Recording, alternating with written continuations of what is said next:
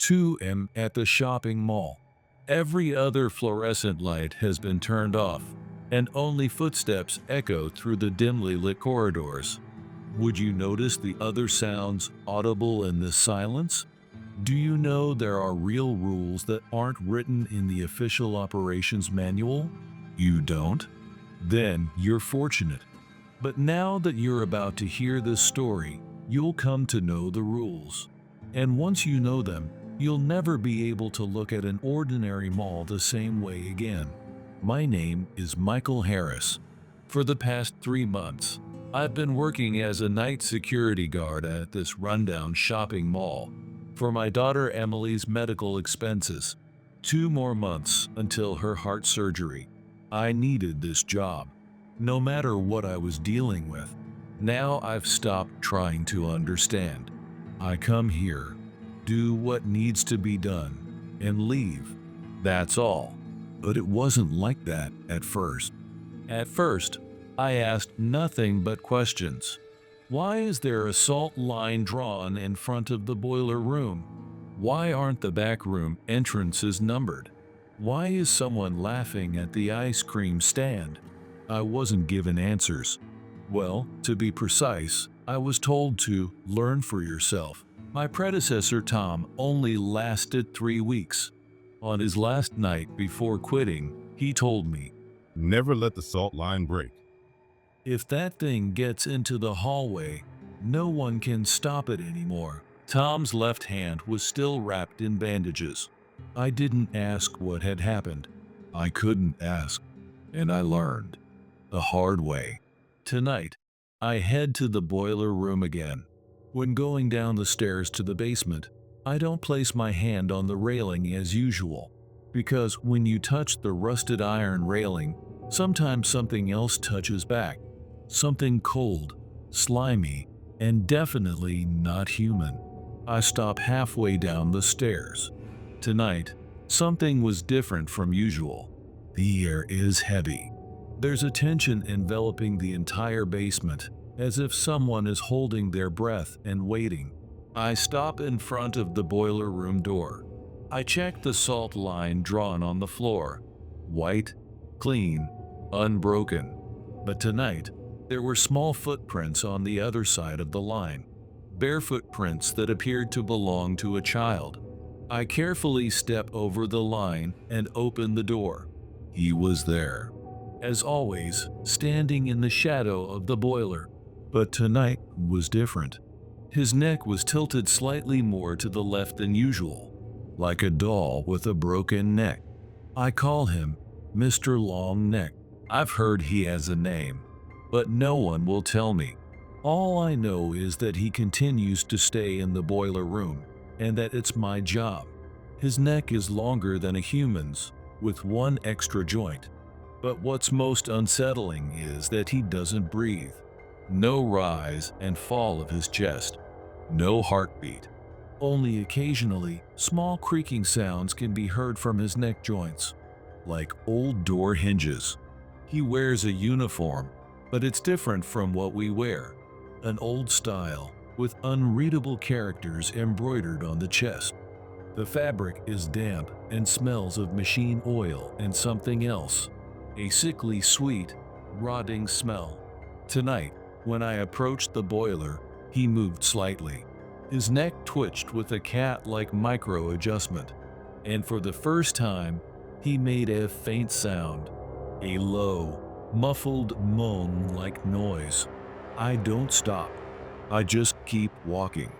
But I can tell my hand gripping the clipboard is trembling. The clipboard in my hand has a checklist. Temperature, pressure, valves. I check off everything without looking directly at him. He's always watching. He doesn't blink. I think he has no eyelids. The other dead avoid this room. On the 3rd floor food court, there's a woman who keeps sitting. In the underground parking garage, there's a man searching for his car, wandering around. But they all never come here. Even the things that crawl on walls and the things that pass through walls avoid this place. He's different from them. He alone is the administrator. I don't know what he is. I move to the gauge. Everything is within normal range. The pressure is stable. The dials move occasionally, but there are no sudden changes. It happened once. A sharp spike, an explosion of heat, the sound of something scraping deep inside the tank. That night I was alone. I made sure to stay no more than 2 feet from the exit the entire time. At that moment, I saw his smile deepen slightly, as if he was enjoying something. Tonight is quiet. I double-check the main line seals. No leaks. I feel Mr. Longneck's gaze. His smile doesn't move, but I get the feeling he's pleased that I've appeared. Maybe he enjoys the visits, or maybe he's just waiting for me to forget the salt. I tighten the last valve and step back. I tuck the clipboard under my arm. I nod once in his direction, not out of courtesy, to show him I'm not afraid. It's not completely true, but it's part of the routine. I think his smile deepened slightly, and for the first time tonight, he made a sound. A faint laugh. Clear laugh, like a child's. But there shouldn't be any children in the boiler room. Well, no living children. I retrace my steps back, following my footprints. I don't look back. Never look back. Even if I hear something moving behind me, I don't look back. When I get back to the door, I carefully step over the salt line and exit. The door closes with a heavy click. At the same time as that click, I heard laughter from inside again. This time clearly. The salt is still there. White, clean, unbroken. But the child's footprints are gone, as if they were never there to begin with. Just to be safe, I sprinkle a thin layer of salt over the line again. I've never seen him cross it. I don't intend to find out if it's possible. I check my watch. 1:22 a.m. The night is still long. An hour had passed since I left the boiler room. The clock pointed to 2:15 a.m., the deepest hour of darkness. Can you imagine how monotonous and predictable the job of a night security guard can be? However, in this mall, predictability was the only salvation. Routine meant safety, and safety meant survival. I have to make another round. I switched on my flashlight again and walked across the main floor with heavy footsteps. While thinking about my daughter Emily's medication costs, I prayed I could get through tonight safely. There was something in this mall. I was certain of that, but at the same time, I had learned how to coexist with that something. No, perhaps I should say I had been forced to learn. At this hour, the air throughout the entire mall becomes heavy, as if the building itself is holding its breath. I returned to the front of the boiler room again. The salt line was perfect tonight too. The salt I had respread earlier drew white protective boundary lines. When I peered into the darkness leaking through the gap in the door, I sensed something stirring. However, I didn't feel Mr. Longneck's distinctive presence. A good sign. When he's quiet, he's usually focusing his attention elsewhere, or he's in deep sleep. Tomorrow night, I will return here again for Emily's surgery costs. And he too will be waiting there as usual, head tilted slightly with an unmoving smile. And sometimes he will laugh with a child's voice. But tonight's patrol wasn't over yet. When I checked the clock, it was 2:30 a.m. As heavy footsteps echoed in the hallway, I remembered another place, an unavoidable final destination. The place employees called the back rooms. There exists a room in this mall that doesn't appear on the official blueprints. Whether it was a design error from the original construction or intentional concealment, I don't know the truth. But behind the employee break room, hidden in the seams of the wall, there is a door. I discovered the existence of that room 3 months ago by accident.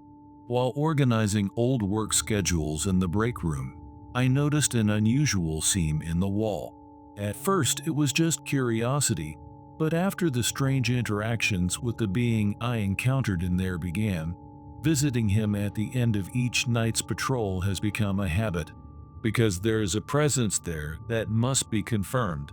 Opening the door required a special procedure. First, enter the break room and check under the old work schedule on the left wall. There's a small metal switch hidden there. When you press it, the fluorescent light begins to blink in a distinctive pattern. 3 long blinks, 2 short blinks, and then 1 long blink, like Morse code. After that, stroke a specific spot on the front wall, the third tile counting from the coffee maker, with your palm 3 times clockwise. Then the seam in the wallpaper shifts slightly, revealing a hidden handle. The handle is cold, and when touched, you feel a sensation like a light electric current running through your fingertips. Without following this series of ritualistic procedures, the door will never open.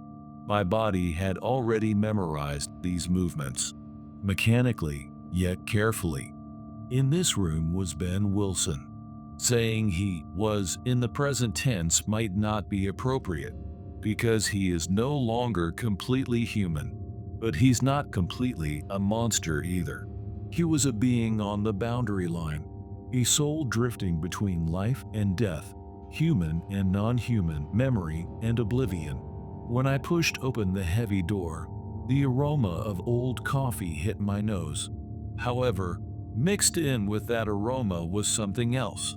Like old books, like time had stopped, a faintly sweet scent of decay. Ben was brewing coffee with a small electric pot. His back was turned to me, and I could see the line of his shoulders bent at an unnatural angle, an angle impossible for human bone structure. Michael, His voice echoed off the walls. Without turning around, he had sensed my presence. "Ben," I answered quietly. He turned around slowly. The movement was less like that of a human and more like an old music box doll. Awkward, yet graceful. Ben's face retained human features, but his skin lacked the color of the living, and his eyes lacked the light of those who are alive. However, there were certainly remnants of humanity in his expression. Complex emotions mixing nostalgia and sadness. would you like some coffee? Ben offered a cup with trembling hands. Those hands were translucent, with veins showing blue-black beneath the surface. However, there seemed to be memories from his living days dwelling in those hand movements.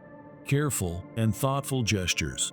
I hesitated, while considering the meaning of drinking coffee brewed by the dead. However, I couldn't reject the last humanity dwelling in Ben's eyes. This ritual might be what prevents him from becoming a complete monster. Thank you. The coffee was surprisingly delicious. Whether memories from his living days dwelt in his hands, or his attachment to taste remained even in the afterlife, or perhaps my expectation was creating the flavor. I still remember Ben said in a small voice. when my wife used to make coffee for me. Morning light streaming through the kitchen window, and she was smiling. There was a small stain on her apron, and she was making a troubled face, worried about it. His voice gradually became smaller, finally becoming a whisper. I said nothing. Sometimes silence is the most appropriate response. The words of the living can sometimes defile the memories of the dead. When dawn breaks, I'll be alone again. Ben continued. I can feel my memories fading.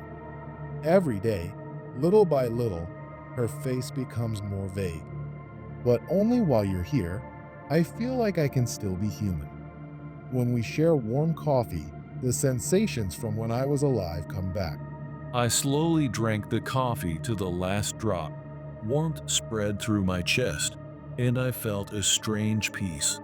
This odd friendship was the only salvation in the darkness of them all. Thank you, Ben. Your coffee is the best. He nodded slightly. In that moment, His expression seemed to regain the human-like quality from his living days. When I headed for the door, he turned his back again toward the coffee pot. I could see his shadow stretching long on the wall. It wasn't a human shadow, tentacle-like, or like the branches of a withered tree, an amorphous shadow. The moment I closed the door to the back rooms, the weight of reality returned to my shoulders. The time with Ben was as fleeting as a dream, yet it certainly left warmth in my heart. His attachment to memories, his desperate resistance to his fading humanity. That was my own fear as well. The fear that someday I too might forget precious things.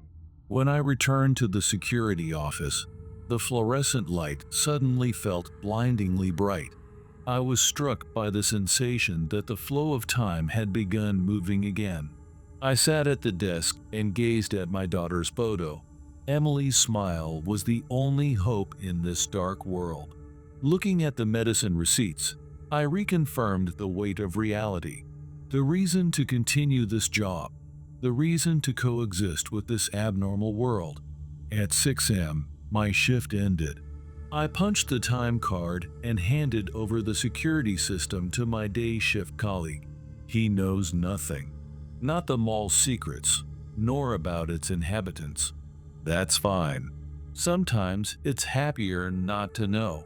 Walking slowly toward the exit, I looked back. Deep in this building, Ben would be continuing to brew coffee alone, pulling at his memories, clinging to the sensations from when he was human, until the time I return. When I stepped outside, the morning light stung my skin. To eyes accustomed to the artificial light of the mall, sunlight felt too vivid. Bird songs, car engine sounds, the sound of wind.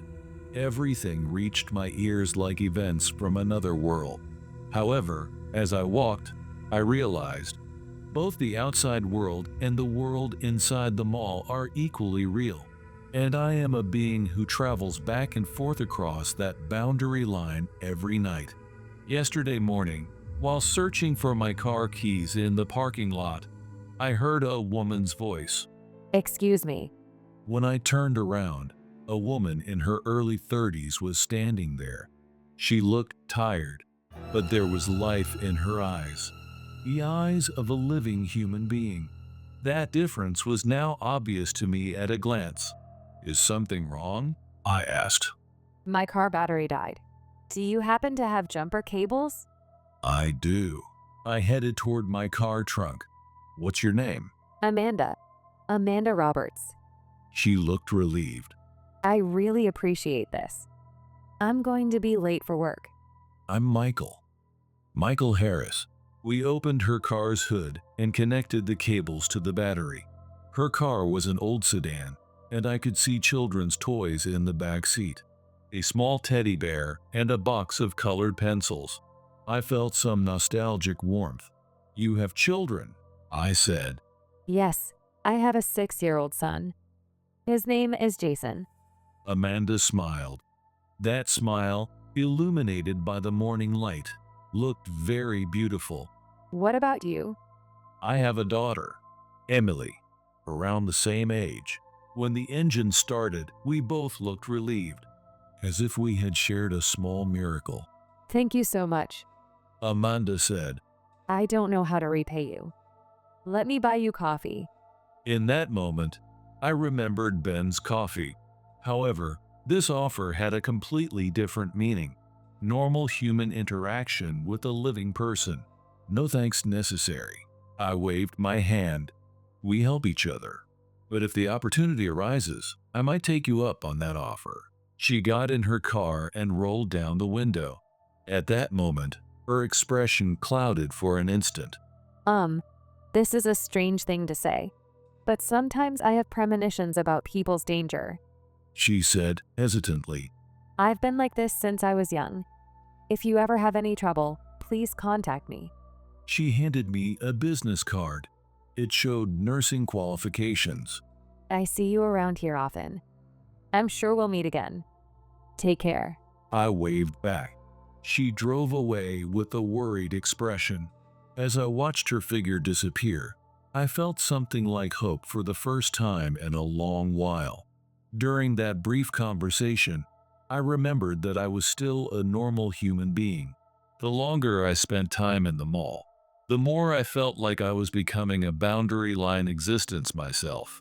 Since starting the security job 3 weeks ago, I felt like I was becoming a being drifting between memory and reality, like Ben.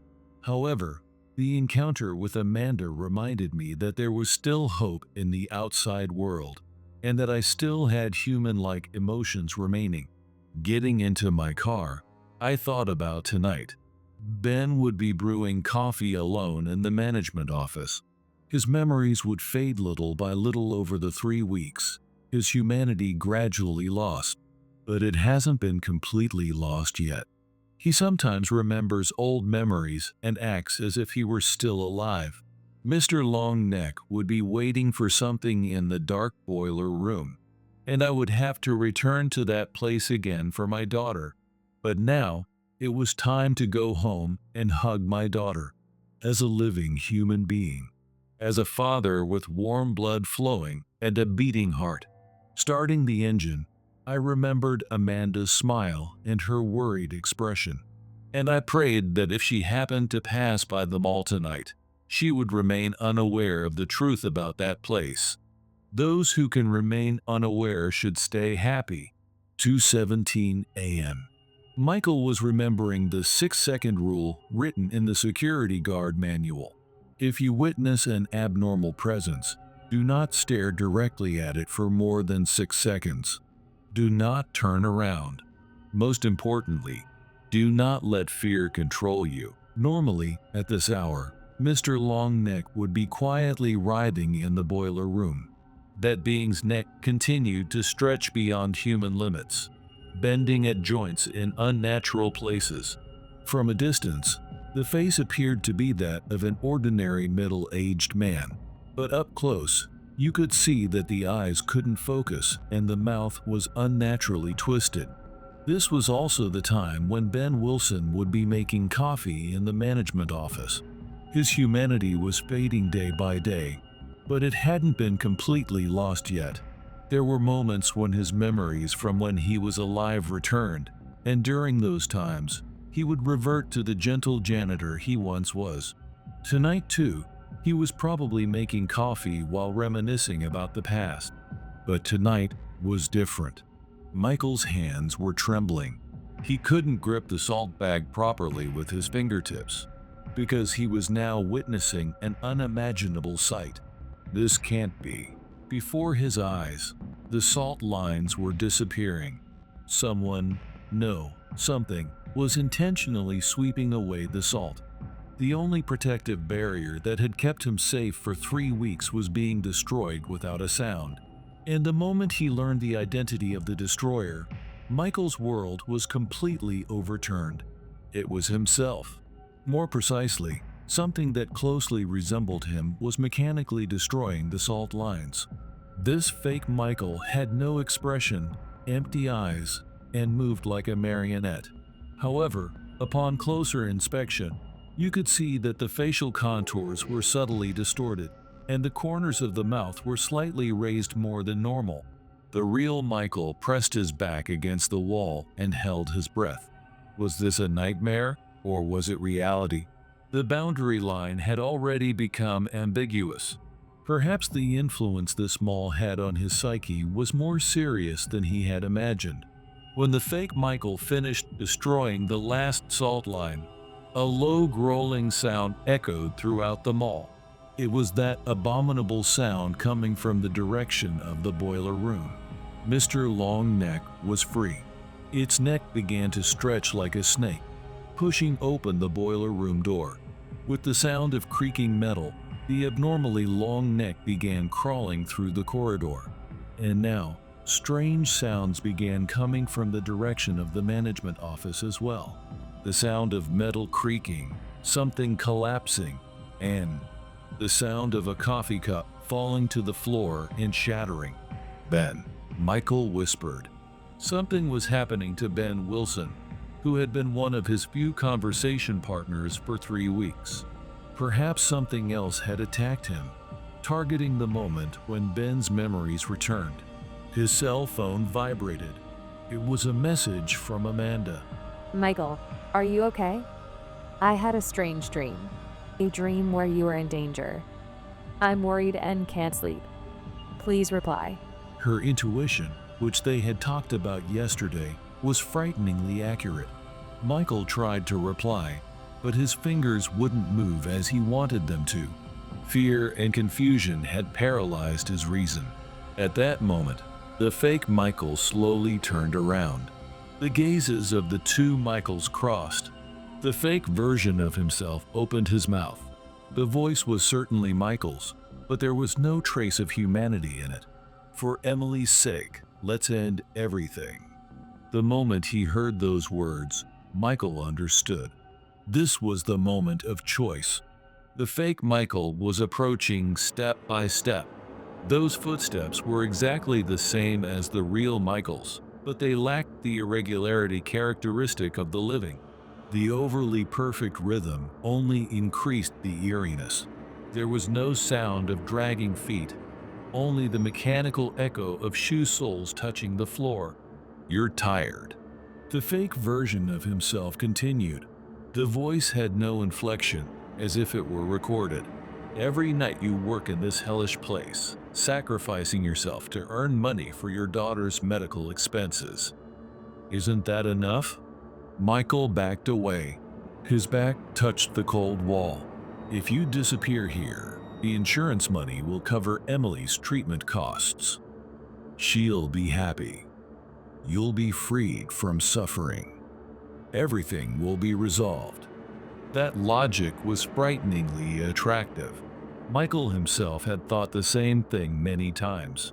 If everything could be resolved by his disappearance, wouldn't that also be an option? But then he remembered Amanda's message. A dream where you were in danger. She was waiting for him in the real world, without giving up hope.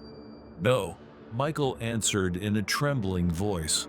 "What Emily wants isn't insurance money. It's her father." The fake Michael's expression twisted. No, rather than an expression, the face itself began to distort unnaturally. The skin rippled like waves, the eyes shifted slightly in position, and the mouth began to split open towards the ears. At that moment, a massive shadow appeared from the boiler room. Mr. Longneck. With its abnormally stretched neck writhing like a snake, it looked down at the two Michaels. The neck now reached nearly to the ceiling, making the head appear unnaturally small. "Time to choose." A low voice echoed. Whether it was Mr. Longneck's voice or the fake Michael's voice couldn't be determined. The sound seemed to come from all directions. Then, footsteps could be heard from the back room as well. Heavy, exhausted footsteps. When Ben Wilson appeared, Michael gasped. Ben's figure was thinner than before, nearly transparent. His outline was blurred, faded like an old photograph. He held his usual coffee cup, but it too was similarly translucent. Michael, Ben squeezed out his voice painfully. I might be done for. The influence of this mall is making my existence fade away. But there's something I want to tell only you. Ben staggered forward despite his unsteadiness. This mall feeds on people's despair. I too was once faced with the same kind of choice as you. And I made the wrong choice. That's why I've become such a half-baked existence now. The fake Michael shook his head irritably. With that motion, his crumbling face distorted even further. "Don't interfere, Ben Wilson. This is necessary." No. Ben placed his coffee cup on the floor. It disappeared soundlessly. Michael, you must live. Not for Emily's sake. For your own sake. Mr. Longneck growled in displeasure. The long neck stretched even further, reaching near the ceiling. The head slowly rotated, turning upside down to look down at Michael. Which will you choose? The voice echoed from all directions. The peace called despair, or the suffering called hope. Michael gripped his cell phone tightly. Amanda's message was displayed on the screen. And then he made his decision. I will live. Michael's voice trembled at first, but the moment he spoke those words, something changed. The fear and despair that had accumulated over 3 weeks were suddenly converted into determination. The fake Michael's face completely collapsed. No longer able to maintain human form, it transformed into something like a black mist. The mist writhed like a living thing, reaching toward Michael. A foolish choice. Mr. Longneck spat. Its neck now crawled throughout the entire room, trying to surround Michael. Vein-like streaks appeared on the surface of the neck, pulsating. But Michael remembered the 6-second rule. Don't stare directly. Don't turn around. And most importantly, don't let fear control you. He took out his cell phone and called Amanda. Despite the late hour, she answered immediately. Michael? A worried voice could be heard. That voice brought the warmth of reality into this nightmarish space. Amanda, listen to me, Michael said while walking, moving toward the exit, avoiding Mr. Longneck's neck. I'm learning something very important right now, Michael said while walking, moving toward the exit, avoiding Mr. Longneck's neck. I'm learning something very important right now. What's happening? Your voice is shaking. The meaning of being alive. The fake Michael made a final attempt at resistance. The existence that had become a black mist rushed toward the real Michael. The mist was cold, and touching it felt like having one's life force drained away.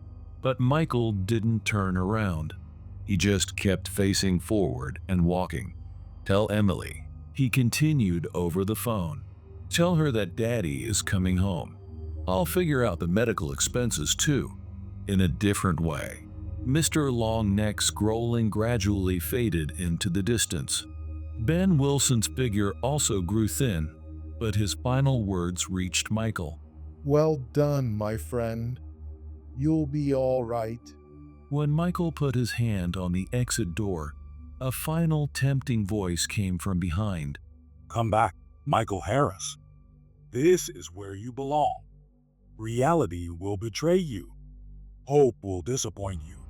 However, Michael didn't turn around. He opened the door and stepped into the outside world. The cold night wind caressed his cheek.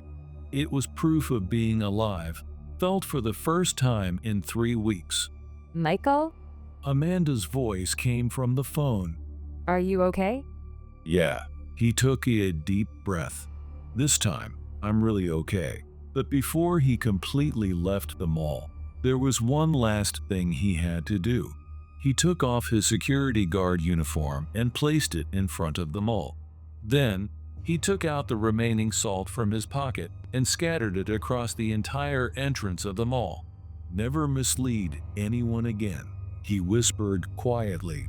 The moment the salt line was completed, the eerie sounds that had been coming from inside the mall completely stopped.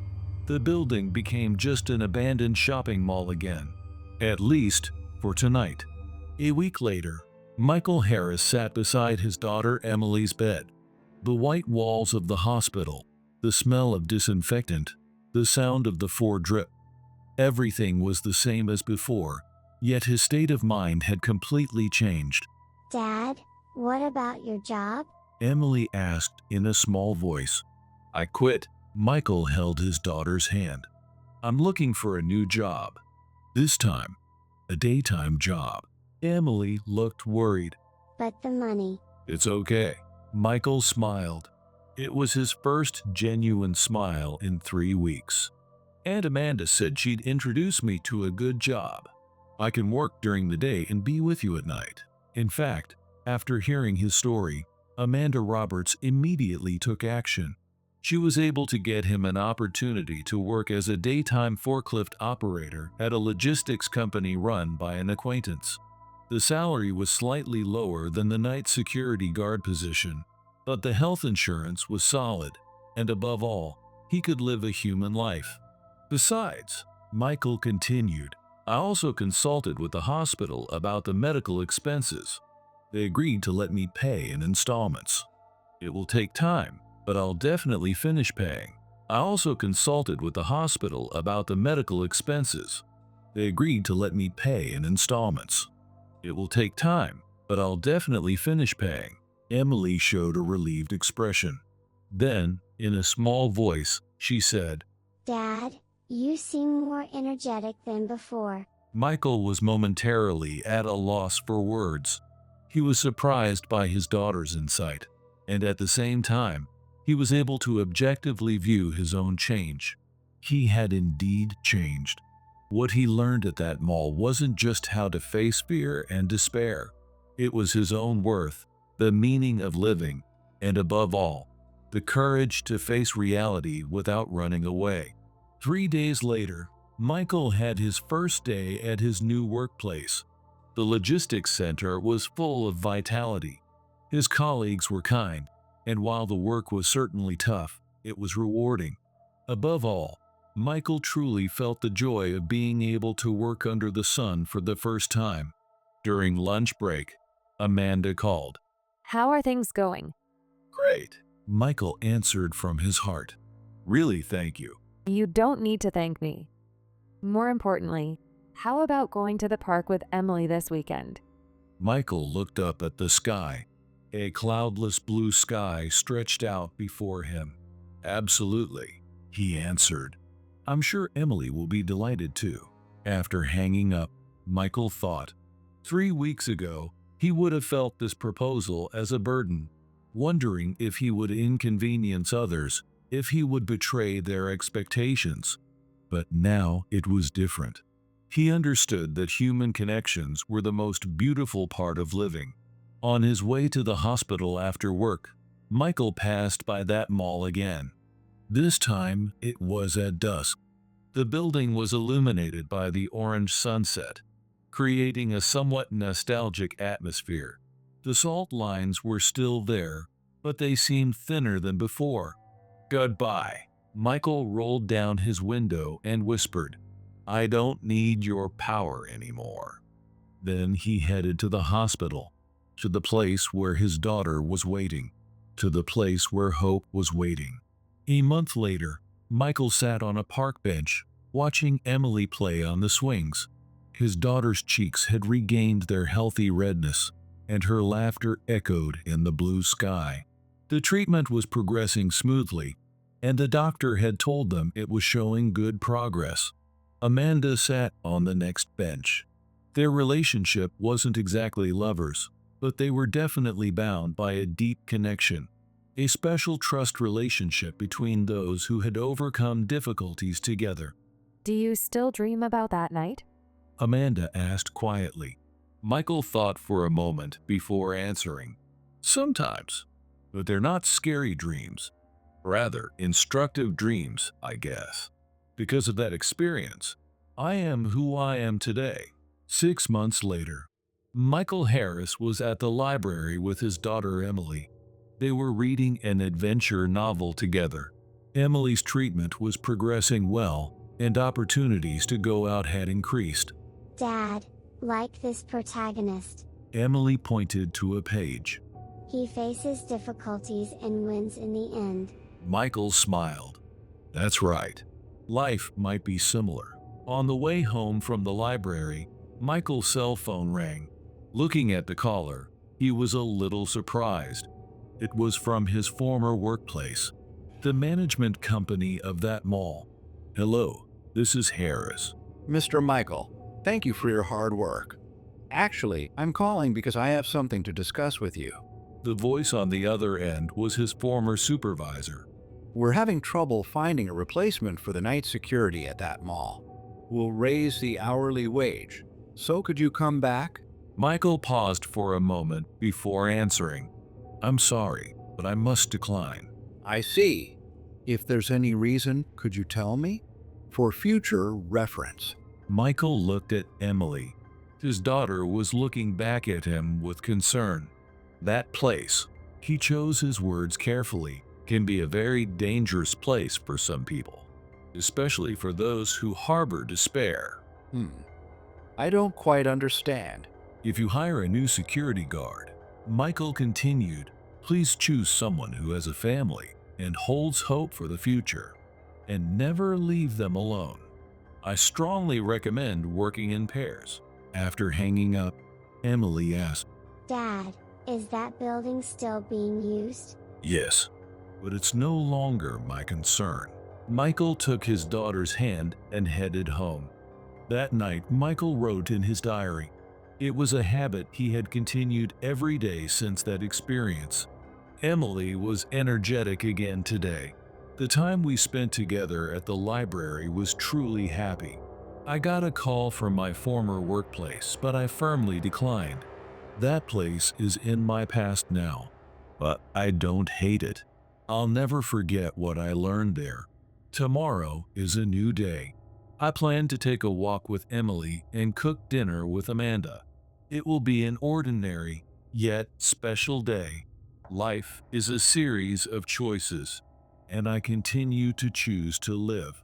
Closing his diary, Michael looked outside the window. In the distance, he could see the silhouette of that mall building. Tonight, too, someone was probably working there as a night security guard. I hope that person doesn't make the same mistake I did.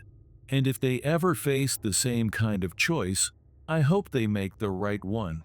Michael turned off the lights and lay down on his bed. From the next room, he could hear Emily's sleeping breath. It was a peaceful, warm sound. He closed his eyes to welcome a new day called tomorrow. Outside the window, the night wind was blowing quietly, and at the distant mall, well, that's another story. For now, it's enough to know that Michael Harris's new life has begun. The story you have been watching ends here, but the true story has only just begun.